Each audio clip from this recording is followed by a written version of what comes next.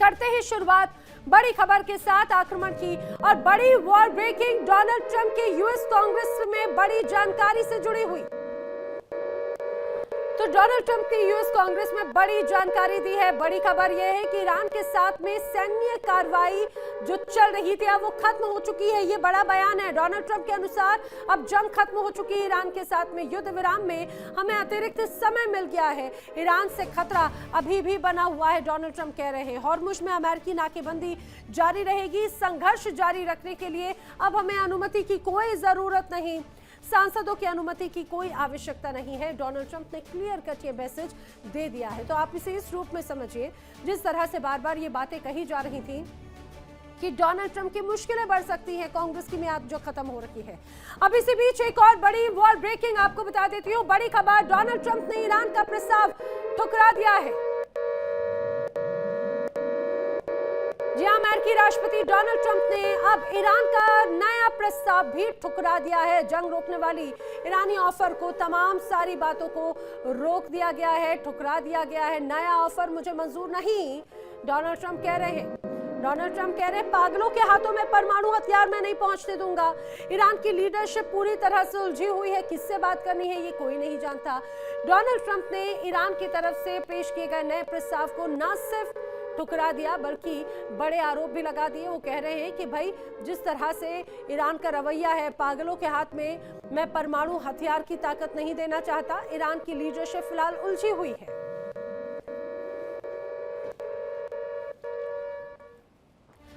America और Iran के बीच जंग में फिलहाल सीजफायर चल रहा है, लेकिन कूटनीतिक की बिसात बिछी हुई है। शह और मात का खेल जारी है। दोनों ही पक्ष अपनी अपनी शर्तों पर समझौता करना चाहते हैं, लेकिन शर्तें ऐसी हैं जो दूसरों को मंजूर ही नहीं हो सकती। अमेरिका और ईरान के बीच में हॉर्मुज परमाणु प्रोग्राम प्रॉक्सी नेटवर्क को लेकर पेच फंसा है। अब तक अमेरिका से सीधे तौर पर बातचीत करने से बच रहे ईरान ने अब एक बार फिर से अमेरिका को प्रस्ताव भेजा, लेकिन अमेरिका को ये प्रस्ताव मंजूर नहीं। आखिर क्यों? देखिए एक रिपोर्ट।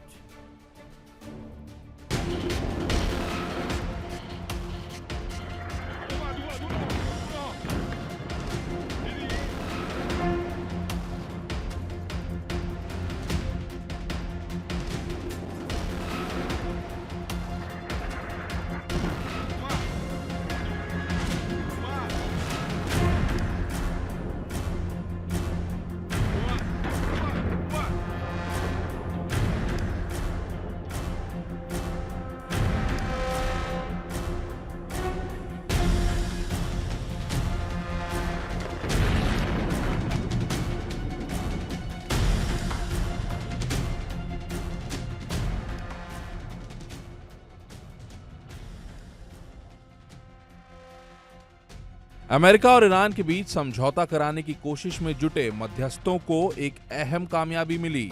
आखिरकार ईरान ने एक प्रस्ताव अमेरिका को भिजवाया।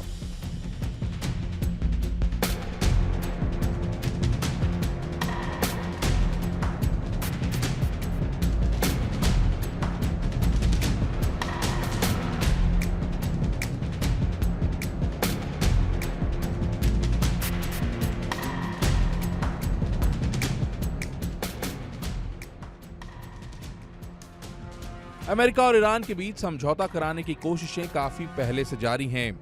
एक दौर की वार्ता भी हुई, लेकिन बेनतीजा रही।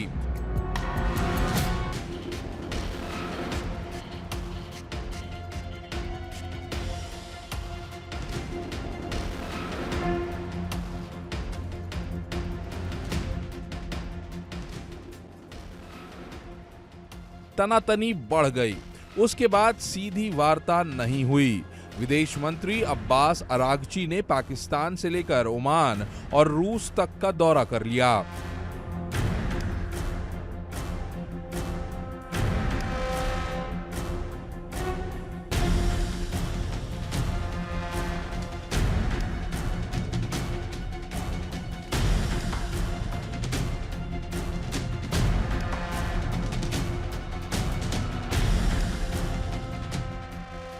मध्यस्थों से सलाह मशवरा किया और आखिरकार अमेरिका को अपनी मांगों का पुलिंदा थमा दिया।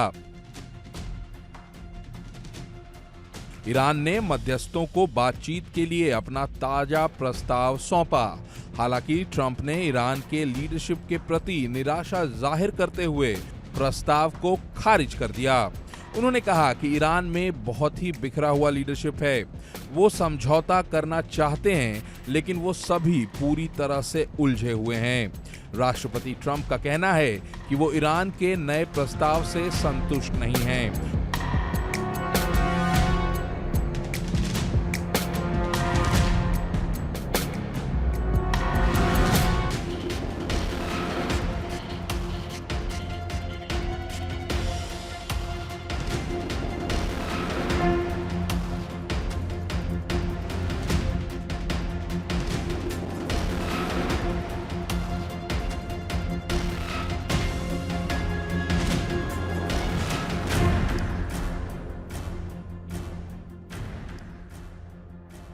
उन्होंने कहा कि देखते हैं कि आगे क्या होता है।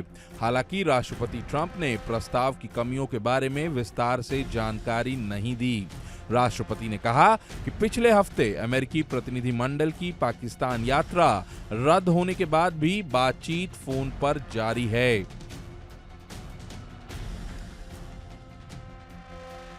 राष्ट्रपति ट्रंप का कहना है कि अमेरिका एक बड़ी जीत के बीच में है। हम ईरान के साथ डील कर सकते हैं और वो हमसे करना भी चाहते हैं, लेकिन जब वो करीब आते हैं तो लोगों का एक नया ग्रुप आ जाता है। उन्हें नहीं पता कि उनका नेता कौन है।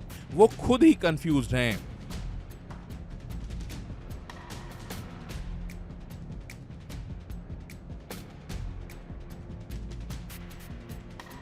ट्रंप ने ईरान के साथ किसी समझौते की संभावना पर शक जाहिर करते हुए कहा कि तेहरान की ओर से भेजे गए प्रस्तावों से वो खुश नहीं हैं, क्योंकि बातचीत काफी लंबी खिंचती जा रही है। उन्होंने कहा कि ये निश्चित नहीं है कि दोनों पक्षों के बीच समझौता हो भी पाएगा। खबरों के मुताबिक प्रस्ताव में हॉर्मूज को पूरी तरह से खोलने और परमाणु हथियार के मसले पर बातचीत के सुझाव दिए गए हैं। इसे हालिया समझौतों के तहत ईरान का आखिरी प्रस्ताव माना जा रहा है।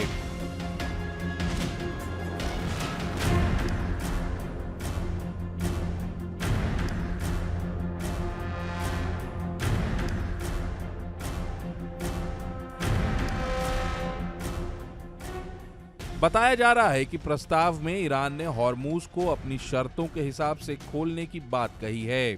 इसके साथ ही अमेरिकी नाकेबंदी को खत्म करने की मांग की गई है। ईरान ने हॉर्मूज पर टोल वसूलने का अधिकार भी मांगा है। प्रस्ताव में परमाणु मुद्दे को लेकर अमेरिका से बातचीत की बात कही गई है।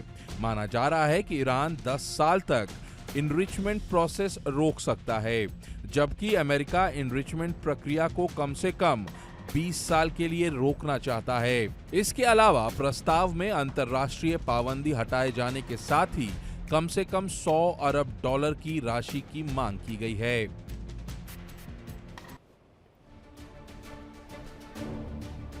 आखिरकार ईरान ने अपना रुख थोड़ा नरम करते हुए समझौते की दिशा में कदम तो बढ़ाया, भले ही अमेरिका की तरफ से उसे स्वीकार नहीं किया जा रहा हो, लेकिन ईरान ने मध्यस्थों के जरिए अमेरिका को एक मसौदा भिजवाया है। अब बताया जा रहा है कि समझौते में, इस मसौदे में IRGC कमांडर्स की रजामंदी भी शामिल है।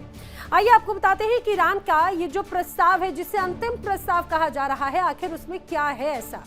हॉर्मुज अपनी शर्तों के अनुसार, दरअसल हॉर्मुज पर अपनी शर्तों के अनुसार फैसला ईरान चाहता है। ये क्लियर कट मैसेज ईरान की तरफ से कहा गया है।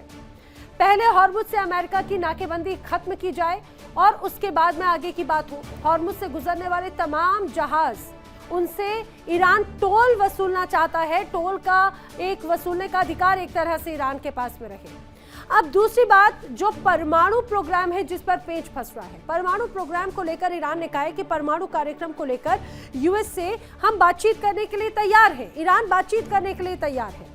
ईरान का जो परमाणु कार्यक्रम है उस पर 20 साल की दरअसल रोक यूएस चाहता है, जिसको लेकर ईरान तैयार नहीं है। ईरान ने इसके लिए एक सुझाव दिया। ईरान ने कहा कि क्यों ना उस 20 साल को घटाकर 10 साल हो जाए। परमाणु कार्यक्रम को सिर्फ 10 साल तक के लिए ईरान रोक सकता है, इससे ज्यादा नहीं। दूसरी तरफ आर्थिक नुकसान की जो बात कही जा रही है, ईरान पर जो तमाम अंतर्राष्ट्रीय स्तर पर प्रतिबंध लगाए गए हैं वो प्रतिबंध हटाने होंगे अमेरिका को। ईरान ने अपने इस पूरे प्रस्ताव में कहा है कि जो क्षतिपूर्ति हुई है उसके तौर पर पहले चरण में $100 अरब की मांग ईरान की तरफ से की गई है अमेरिका से, और ईरान चाहता है कि उसकी भरपाई अमेरिका करे।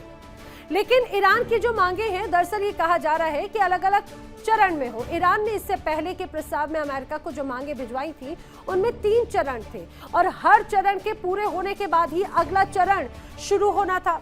आइए आपको बताते हैं कि आखिर ईरान की मांगे और चरण किस किस तरह से हैं।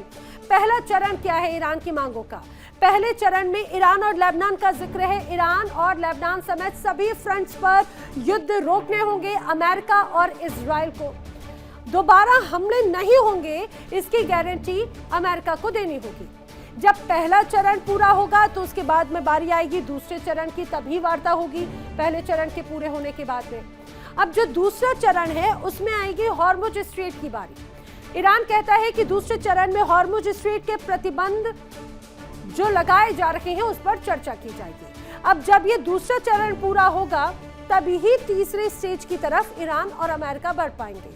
पहला और दूसरा चरण जब पूरे होगा तब बातचीत होगी और तीसरे चरण में ईरान का जो परमाणु कार्यक्रम है उस पर चर्चा की जाएगी। ये 3 चरण ईरान की तरफ से बताए गए। लेकिन अमेरिका ने कहा कि वो किसी भी चरण को, किसी भी मांग को, इस प्रस्ताव को मानना ही नहीं चाहता। अब आप समझिए कि यूरेनियम संवर्धन जिसके पीछे पड़ा हुआ अमेरिका, ईरान का परमाणु प्रोग्राम, अमेरिका और ईरान के बीच में विवाद की दरअसल मुख्य वजह है। अमेरिका और इजराइल का कहना है कि ईरान के पास में परमाणु हथियार होने ही नहीं चाहिए। अब बताया जाता है कि ईरान के पास में करीब 60% तक संवर्धित लगभग 440 किलो यूरेनियम है। हालांकि ईरान का दावा है कि उसका परमाणु कार्यक्रम नागरिक जरूरतों के लिए है, ना कि किसी दूसरे देश को नुकसान पहुंचाने के लिए। अब ऐसे में सवाल ये उठता है कि अगर हथियार नहीं बनाने थे तो संवर्धन का स्तर 60% तक ले जाने की आखिर जरूरत ही क्यों आन पड़ी? आइए आपको वो भी बताते हैं कि नागरिक जरूरतों के लिए यूरेनियम के संवर्धन का स्तर आखिर कितना रखना जरूरी है, कितनी आवश्यकता होती है। यूरेनियम संवर्धन की अगर बात की जाए तो दावा किया जाता है कि उसका इस्तेमाल बिजली उत्पादन में भी होता है। अब बिजली उत्पादन में कितनी जरूरत है? ज्यादातर रिएक्टर्स में 3 से 5% तक संवर्धित यूरेनियम का इस्तेमाल एक तरह से संभव है। हाँ, ऐसा नहीं है कि सभी जगहों पर इसी परसेंटेज का इस्तेमाल हो। कुछ उन्नत रिएक्टर्स जो होते हैं उनके लिए 5 से 20% तक संवर्धन स्तर बहुत ज्यादा जरूरी होता है। ये तो बिजली उत्पादन की बात हुई, लेकिन अगला चरण जो है वो रिसर्च और चिकित्सा का है। रिसर्च और चिकित्सा के लिए जानकार कहते हैं कि 12 से लगभग 20% तक संवर्धित यूरेनियम का प्रयोग होता है। वो भी 12 से लेकर 19.75 तक का जिक्र किया गया। कैंसर जैसी बीमारी के इलाज के लिए या मेडिकल इमेजिंग के लिए भी रेडियो एक्टिव की जिसकी जरूरत पड़ती है, रेडियो एक्टिव मटेरियल जरूरी होता है, और उस चिकित्सा के लिए भी 20% से कम संवर्धित यूरेनियम एक तरह से पर्याप्त माना जाता है। और अब ऐसे में ईरान कह रहा है कि भाई ये मानव जरूरतों के लिए है, तो उसकी नीयत पर सवाल खड़े हो जाते हैं। चलिए बात करते हैं इस समय की अगली बड़ी वर्ल्ड ब्रेकिंग की, आक्रमण की अगली बड़ी खबर।